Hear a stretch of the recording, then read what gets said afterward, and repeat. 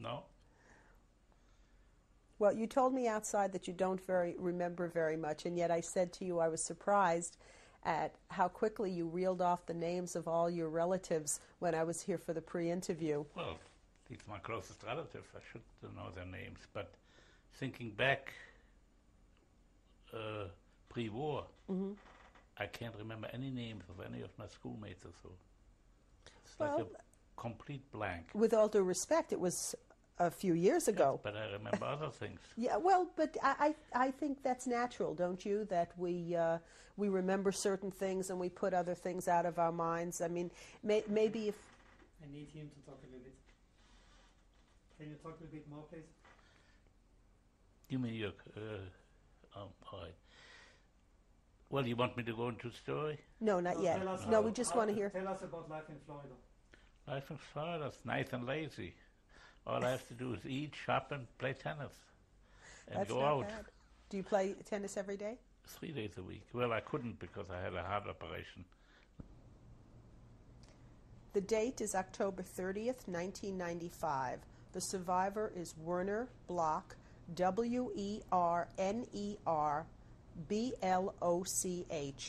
Last name at birth was Bloch, Bloch. The interviewer is Faye Nicole, Faynicol. The city and state are Delray, Florida. The country is the United States of America. The language is English, and it is tape number 1.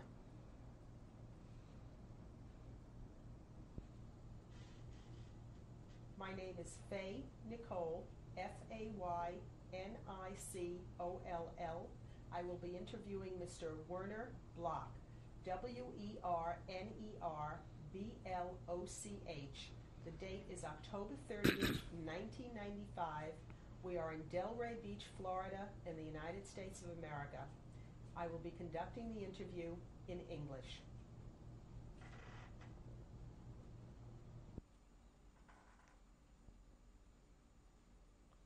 Would you give us your name, please? My name is Werner Bloch. And where were you born? I was born in Zurich, Switzerland in 1918. And your parents? My mother was born in South Africa, German parents, and my father was born in Bühl in Baden in Germany. My parents lived prior to First World War in England, and when the war broke out, my father was told to leave the country, and he went to Switzerland. That's where I was born. Do you have any brothers and sisters? I have 2 sisters. One sister was born in England, is a British citizen, and the other sister was born in Germany, but went to England in 1933, and has been living in England ever since. Are both your sisters still alive? Yes. And where do they both live? One sister the older sister lives in L.A., and the younger sister lives in England. What do you remember about your life before the war?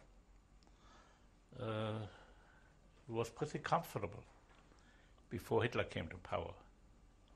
The trouble started when Hitler came to power. I was in the high school in Germany, and I was very good in sports. That's why they didn't bother me much. But then I had to leave school, and I went to school in Liège in Belgium, and later on to Brussels.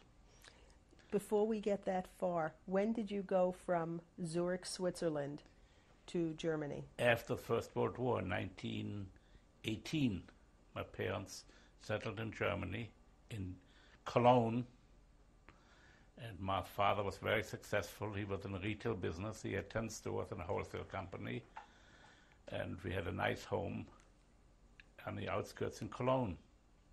How old were you then when you went there, approximately? I was a baby. Baby. They left in 1918. I was born in 18. And what do you remember as a little child before you got to Had a pretty good life. Lived very comfortably. But that all stopped in the 30s after Hitler came to power.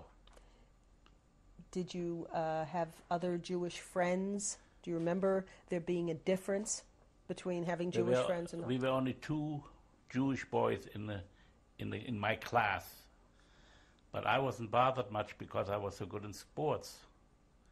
So I was pretty popular. And I had to leave school I think I left school in 1934 and went to Belgium. Were you bar mitzvahed? I was bar mitzvahed, yes. Where? In Cologne. Did you go to Hebrew school? Well, I was supposed to, but I didn't make too many appearances. What were you doing? Well, which kid likes to go to Hebrew school? So how did you manage to learn your Haftorah? Well, my father, about 2 months before my bar mitzvah, wanted me to show what I had learned, and I told him I have no lessons.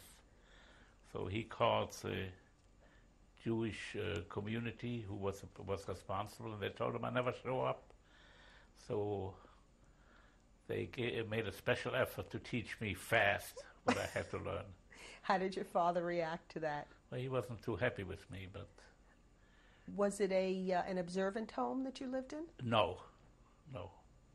But you Very went to reformed. synagogue sometimes? Only on the high holidays. How far was the synagogue from where you lived? Well, we lived on the outskirts of town, and the synagogue was in town. Were there many Jewish families in the town? Oh, yes. Yes, Cologne was a good-sized town. And where was your father's store? In surrounding towns. Did he have Jewish customers? No. Did people know that he was Jewish? I don't know. At the beginning? But in those days, it wasn't important. Till the stores were marked as a Jewish store. So that's when the problem started. When do you remember as a child that the change started to happen? Do you remember a year or how old you were? In the mid-30s, that Was this before? Conversations, and I was, in 35, I was 17 years old. I was told there were problems. Mm-hmm. Let's go back to your bar mitzvah. What do you remember about that? Nothing. You don't remember it? No. I know where it was held at the Dome Hotel in Cologne, which is still standing. Were there families, were there parties where the families came for? Oh, yes. Friends and family showed up. What were your favorite subjects in school? Well, sports. And what else? I was not a good student. It was unimportant to me. Mm-hmm. And after you went from Cologne, you said you went to Belgium? Yes, to Belgium, and I stayed there. What kind of school was that? In Germany, it's like a gymnasium. Is that a high school? High school. It was next to and past high school. Mm-hmm. But I couldn't stay. I only stayed 2 years because my father was not allowed to send money out of Germany. So I had to go back, and I went to work for my father. And what year was this? I think it was in 1936 or 37. So you were now about 18? 18. When did you have to start putting the Jewish stars on the stores? I didn't have to put a star on at all. That came afterwards, after Kristallnacht. What about the stores that your father had? Well, sometimes windows were smashed or signs were put up, Jude, which means Jew. But otherwise, things were not too bad up till Kristallnacht. Can you tell us about Kristallnacht? Well, somehow we got a telephone call for me to disappear. And I went to a girlfriend's house. The father had passed away years ago, so there were only mother and two daughters, and I thought I was safe there. But the Gestapo came and picked me up somebody must have called. And I was put into a penitentiary for a week. After the week, I was sent to Dachau. And I stayed in Dachau till about the middle of December, beginning or middle of December. I was only let out because I was called to the American consulate for a visa. Fortunately, I was born in Switzerland and came under Swiss quota, which was not used up. So I got my papers right away, and I had to leave Germany within a month. During the time you were in Dachau, were any of your relatives there? No. You were the only one from your family? One. Yes. Did you have any contact with your family during that time? None whatsoever. My father got in touch with an uncle of mine who had lived in Germany. He came from Frankfurt originally, and he had been to America. He had married an American girl, and during one of his visits to America, he had looked up family relatives, distant relatives, second and third cousins. And he had gone to Pittsburgh, where he met a cousin who was a well-known lawyer there. When he heard that I was in a concentration camp, he contacted him, and they gave me a visa, and that's why I got out of concentration camp. He had a little pull in Washington, this lawyer. He was the president at the time of the Bar Association in Pittsburgh, so my papers were processed real rapidly. Were you surprised that your papers were processed? I didn't know. Did you even know that you had a relative in Pittsburgh? No. So this was a total stranger that helped you? Total stranger. Who was a relative? Bloch, but the same name of Bloch. As a matter of fact, when I came to America, I went to Pittsburgh, and he told me he had 2 little girls, lovely wife, beautiful home. He told me, we find you a job and we find you a place to live. But after a week, when I had a job, and I said, would you find me a place to live? He says, we like you. You're educated. We want you to live with us. How long did you live with them? Well, till I was drafted in 1941. Okay, let's go back. When you were liberated, what did you do then? Did you go back home? Liberated? From Dachau. Dachau. I went home, and I could take with me whatever I wanted. Were your parents provided still there? My parents paid 100% taxes on everything I took. In other words, if a pair of shoes cost $50, I had to pay another $50 to the German government. And I left with 10 suitcases, included linen, towels, and everything. I could open up a household. What was your purpose in taking all that? Well, I figured I could use it. I couldn't take any money out. Were your parents and your sisters still together when you came back from Dachau? My sisters had left. My youngest sister had left Germany in 1933 or 34 and went to England. And my older sister, who was married, went to Belgium, where she lost her husband. He was arrested by the Germans when they invaded Belgium and died. And she got on the last boat out of Dunkirk and got to England, but she was an English citizen, so she could work. And why did your other sister go to England in 1933? My father thought it wasn't too safe for her to stay in Germany. So who did she live with? She became a nanny. And she got married and has a lovely family. They still live in England.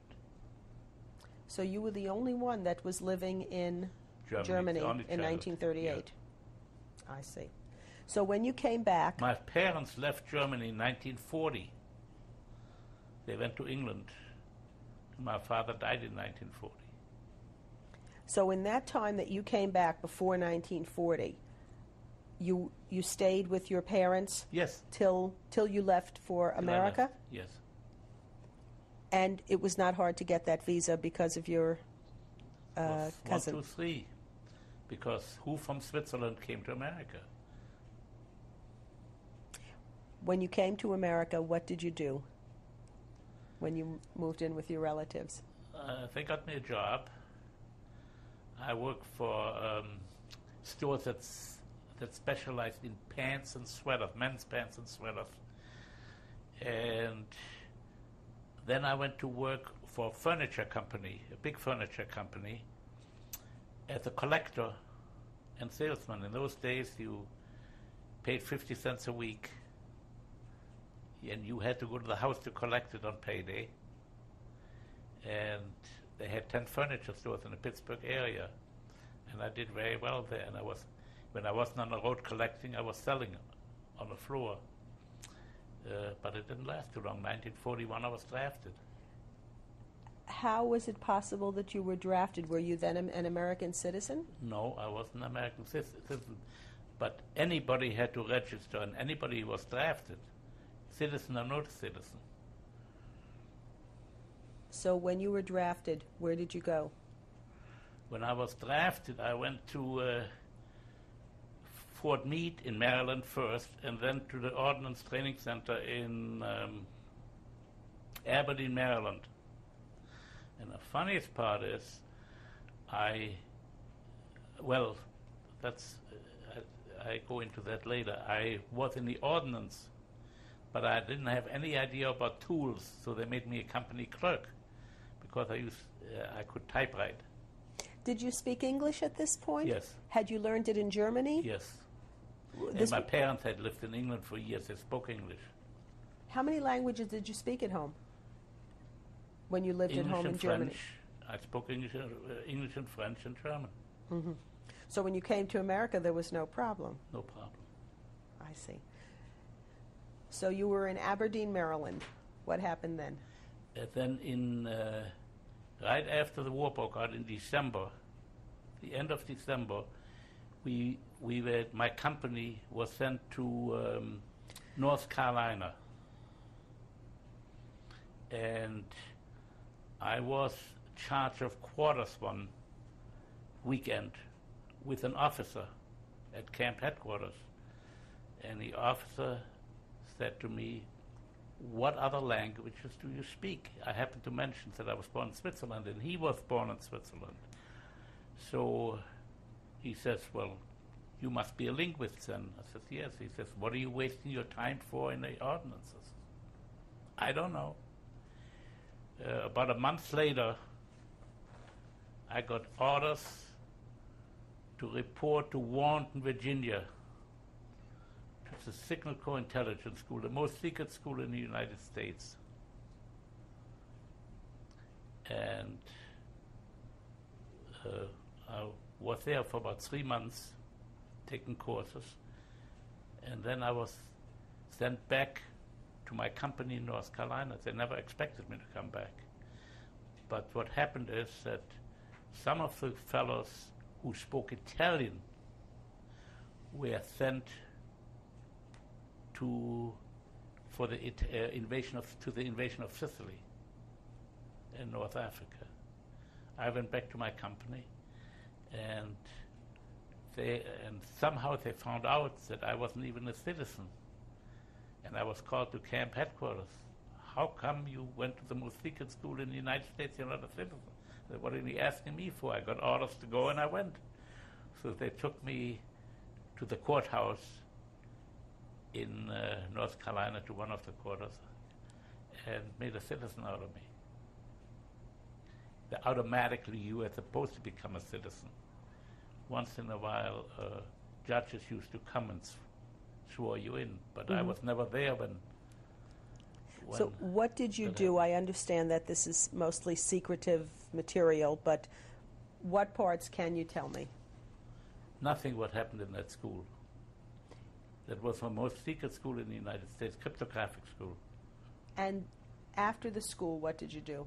Went back to my company, became a company clerk, and I went to Sicily, first North Africa, then with my company, and then Sicily. And my company commander knew I was unhappy, and he went to Corps headquarters, and he went and he says, I have a man who's, it's ridiculous, he's in my outfit, he's overqualified, he's a linguist, he went to intelligence school, and what's he doing? He's a company clerk. And the Corps commander was General Bradley. And in no time was I transferred to PWB, the Psychological Warfare Branch. And I worked for Radio Palermo for a while. And there I met a Canadian officer who was an intelligence officer who somehow made connections with OSS, Officer of Strategic Services, and I was transferred to OSS. What did you do there that you can tell us about? Well, I ran a school training German soldiers to go back over the lines and spy for America. Where did you train them? We had a camp. We had about 12, and they were mostly political unreliables. The Germans called them political unreliables, but they were very reliable for us. And this camp was in the United States? No, in Italy. In Italy. What else can you tell me about that? Well, I tell you, I'd rather not talk about it. Is this material still secret I don't know. considered? Do you ever get together with any of the other men that you worked with in this unit? I belong to veterans of OSS. There's about 600 members. I get a bulletin every month, and they get together once a year, and they have a big dinner, and usually one of the president comes, or one of the big wheels. A lot of high government officials were members of OSS. But I've never gone to a meeting. Never? Never. Can I ask you why? I don't know whom I know or whom I... because they were so spread out all over, and I was never interested in going. I get their mail. I have a membership list with all their home addresses and telephone numbers. Mm-hmm. As a matter of fact, a fellow who worked with me for the company I worked for was a member of OSS, and I never had met him. I never had run into him. After you trained the German soldiers, the unreliable soldiers, what did you do then? Send them back over the lines. And then what did you do? Wait till they come back and debrief them. How long were they gone? Sometimes for 2-3 weeks. And how long did this all take? Well, we had to teach them to use equipment. We got equipment that had been confiscated, that had been captured. So they didn't know all the equipment. They had to train on the equipment, and then we had to teach them. So how long was this whole process? Do you remember the year that this went on? 1944, during the Italian campaign. But OSS sent people over on the other fronts too, not only in Italy. Right. They did that all over. So you stayed in Italy until when? The end of the war. I went to France for a short while. I was transferred to France. And what did you do there? A few weeks. Froze. It was so cold. What were your duties there? Also secretive? Yeah. And then you came back to Italy? Came back to Italy. You happened to mention that you were one of the liberators. What did you mean? Prisoner of war camps, not concentration camps. When did you tell me something about that? Well, I was with the advancing American troops, and that's how we got candidates to come and work for us. I used to go to the prisoner of war camps and try to find a qualified fellow Mm-hmm. To send back. to take out Right. and take him in our camp. I see.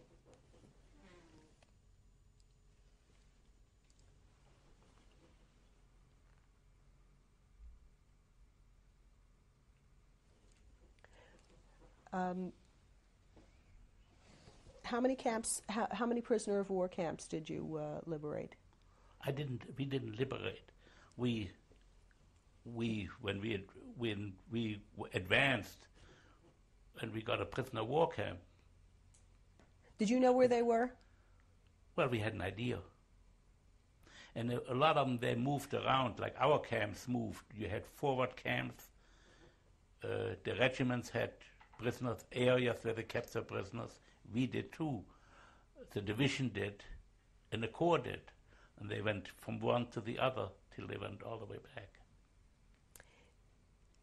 Did you have a lot of intelligence material that you knew because of being in the OSS about what Germany was doing that no other parts of the Army knew? No. You didn't? No. We knew which divisions and regiments were facing our armies. Mm-hmm.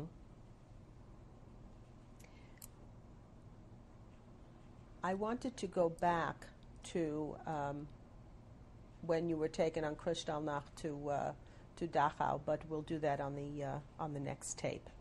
Okay?